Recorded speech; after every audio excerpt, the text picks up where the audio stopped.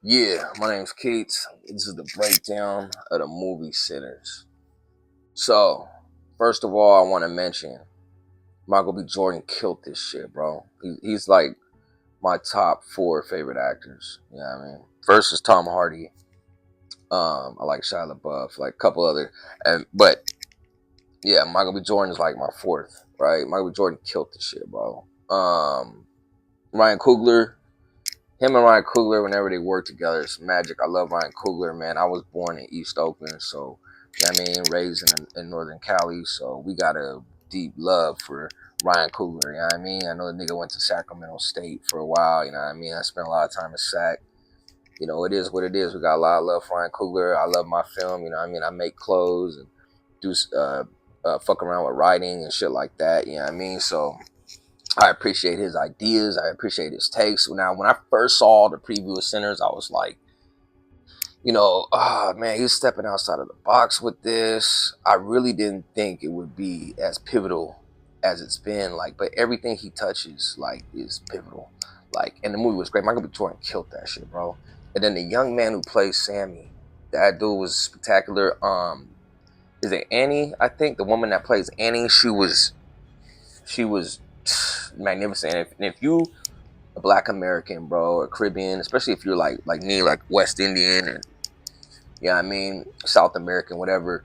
We got those grandmas and those people in our family that know about herbs, know about the hoodoo and the voodoo and shit like that, and what to stay away from, and you know what I mean, how we should pray, things like that. So, like Annie, she was deep. Now my breakdown is going to be different than a lot of motherfuckers. I seen a lot of breakdowns. I mean, everyone's talking about the movie, but mine's just going to be a little bit different because I'm gonna pick on some metaphors that are in this movie.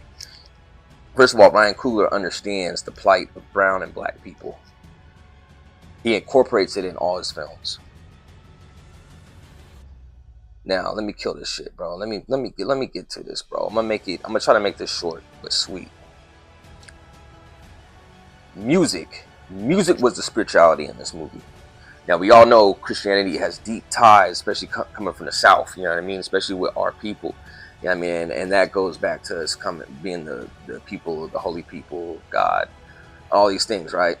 And then us being reintroduced to something that's ours, but yet has been tampered with. So Christianity is big. You know what I mean? But the movie shows music. Music is actually the power. The power. That's actually because we were given, and I say we, I mean black people, brown people. We were given music by God. We were given the talents by God, and that's what Ryan is showing in the movie. He's showing you that music is not just a talent of art, but it's like a power. And when you read the Bible, you go into the Bible, you see that David. There's a lot of David using music. Um, Music is all laced through the whole Bible. You know what I mean, with hymns, psalms. You know what I mean. People play instrument like the harp, stuff like that, right? So music is pivotal. He's showing that music could bring it could be something used like gospel. Like I think it was either Smoke or Stack told Sammy, you could go play at the church. You could play at your dad's church. Um, but his pops, the preacher, told him, the devil may follow you home one day from that. And music is what brought these vamps to them. It was music, right? Now, this is the interesting thing, right? This is the idea behind it, right? First of all, Ryan Coogler is saying that, white America has exploited, taken from us our culture, our music, and exploited it, right? And that's kind of the idea behind the vampire coming. He wants to use that music because he knows it's powerful. It's not just like coming from anybody else, right? It's coming from this young talented brother, and he sees that we're blessed. It's like a God-given gift. And so this young man, he wants this young man's talent because he wants to bring others. It's something. It's just like the Book of Eli with the Bible when the guy was trying to, and that was another the Hughes brothers. That was deep right there too. But it's something that's coveted. He wanted it so that he can use it for his own. I won't say wicked plans, but his own plans. Now, the idea behind this what no one gets. The idea behind the vampires is the liberal, universal idea. What did the vampire say? We all could be together in love. In love. Now, this movie is about the brown and black plight. First of all, the Native Americans, and I have heard people mention this, and they're right. The Native Americans chasing the vampire out of their tribe and out of their area, that was powerful. That was talking about basically how the colonizers came over and the natives, should have kicked them to the curb, and a lot of them tried, but it was too late when they did. So that was pivotal. That was talking about colonization coming into the Native Americans, into the tribes. You know what I mean? Trying to bring their evil over. You know what I mean? Calling them savages when they're actually being the savages, and so they had to kick them out. Right. At the same time, the idea behind the vampires, what he was selling them, is the idea of universal love. All together, we're all equal, we're all one. But if you look, who's leading the charge? It's the Irish vampire. He's leading it.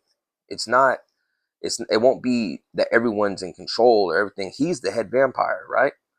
So, and it's same with America. It's this idea of, oh, we can all get along to we can all get along to get along. um Idea of, oh, we're all one, and you see how Christianity in the movie, modern Christianity, has played a part in that. Almost like, oh, we're all equal, so let's just spread love and this. But it's never benefited our people. It's never benefited black and brown people, and that's the idea. Now, first of all, to get even deeper into that, the Irish guy, the Irish were hated on. The Irish were scrutinized against. You know what I mean? Especially Black Irish. So Irish were scrutinized against first, but the vampire, he's you know just like in America, they were hated on, but and then they became some of them went to hate on other groups, and it's just the same thing. It's a line of hate, but but the idea behind the vampires asking them to come out and join them, that's the idea of, oh, you can get out of this situation, you can get out of these circumstances. He even said, like, the Klansmen were planning to kill you. You want to live in this Jim Crow South, so you can be powerful, you can live forever, you can be with us, and we're all equal here. And it's this idea that was sold to us Black Americans, right, and us Brown Americans, right. um but as you saw, most of the blacks stayed together, and then they had like the Chinese woman there and stuff like that. And there's just the idea that thought that we got to get out of this motherfucker ourselves, and that's what it's saying. We got to get out. We keep this music to ourselves, and we use it, and we get out of this motherfucker, this predicament ourselves, because we can never truly. You can't depend on others to take you out of your situation. We got to do this ourselves. And that's what Smoke stood for. He stood for not bending, and he was like the Nat Turner, like not bending to the wills of the world and not integrating. That's what Smoke was. Now Stax, he had the mixed chick, right? Now the mixed chick, she knows she has some black in her, but she also has a lot of white in her, and she's grown up with the idea of people thinking she's white. So it was easier for her to become integrated in this idea, and indoctrinated with this idea of us all coming together to be one, and we're all the same, and da da da. So, and this what solidifies it further is when the young Sammy starts saying the Lord's Prayer. What happens? All the vamps start saying the prayer. You know what I mean? Because modern Christianity is not going to save us. That's what it's saying. You know what I mean? We got to go back to our roots. We got to help each other out. You know what I mean? We got to go back to God, but in the way that God gave to us. You know what I mean? Not the way that they've repackaged it and sold it to us. You understand? So Ryan Coogler understands that, and that's very important. The native showing the natives kicking out the colonizer, the this liberal, like, we're all one idea being shot down by Smoke and them, and then Mary, the mixed chick, being indoctrinated so easily, and then you see Stax, who Stax is a little bit more not naive, but he's the wild card, and he's a and you know he's swayed a little bit to, you know what I mean, where Smoke kind of stands on it, on his word and shit. So Stax is swayed to go that way, and you see what happens, right? We tried to stand up and do things ourselves, like Black Wall Street, things like that. You know what I mean? Brown and Black revolutions and stuff like that, Black Panthers um, and Brown Pride and shit like that. And what happened? What happened? A lot of our leaders taking out the game. You know what I mean? You got your Malcolms and your Huey P. Newtons, and they're taking out the game, right? Just like Smoke was, right? But Stax represents Black Americans now. That's what Stax. He has a Jesus piece. It's the '90s now, my nigga. So he survived through all that, right? And he's in the predicament that we're in. He's basically get along to get along. Yeah, I mean, he went with the idea of universal, everyone together, like, you know what I mean. And it's not that, like, Ryan Coogler's not pushing a message of, oh, hate on other people's or anything. No, he's just saying we got to do shit ourselves to get out of the bad predicament that we are in. And that's what he's saying. Like, from back then in the 1930s, blacks needed to get together. We could only do it ourselves. You know what I mean? This universalism and this situation where they want to kind of, America wants to kind of take from us our talents and blessings while guiding us and giving us our freedoms. That's what happened, but that's not really going to save us. That's not going to help. It's not going to work. Um, but nevertheless, as you see, Stax, he went along with it. Not that, I mean, in the movie he doesn't really have a choice, but what I'm saying is that these are the metaphors. This is what this represents. And music is powerful. The music was the spirituality in the movie. We sing hymns to our God. You know what I mean? In the Messiah's name. We sing hymns, you know what I mean? Um, we sing praise, and that's what the music could be used for, that, or it could be used for wickedness.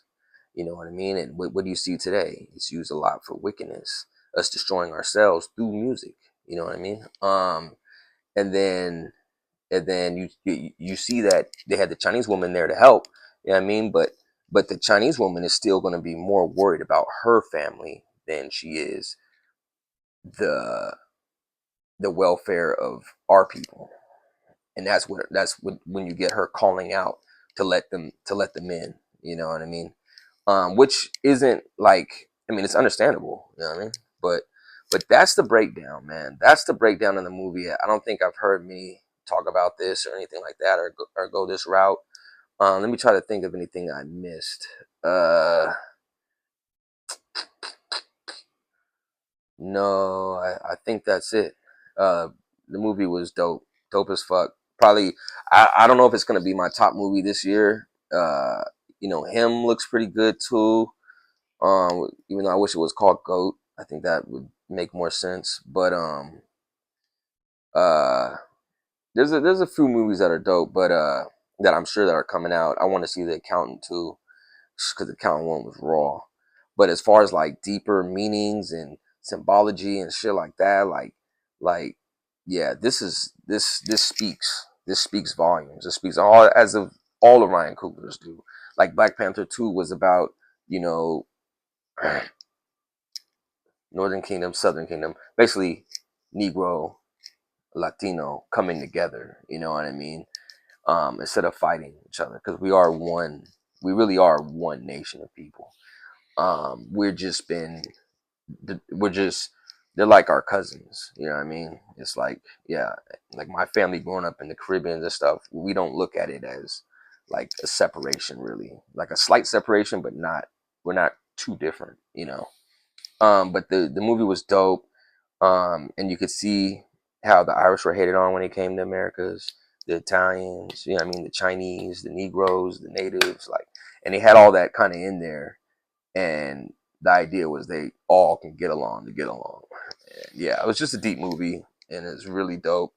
As always, man, the Most High bless y'all, and it's love, and yeah, I mean, let the Lord get the revenge, man. But check this out, man.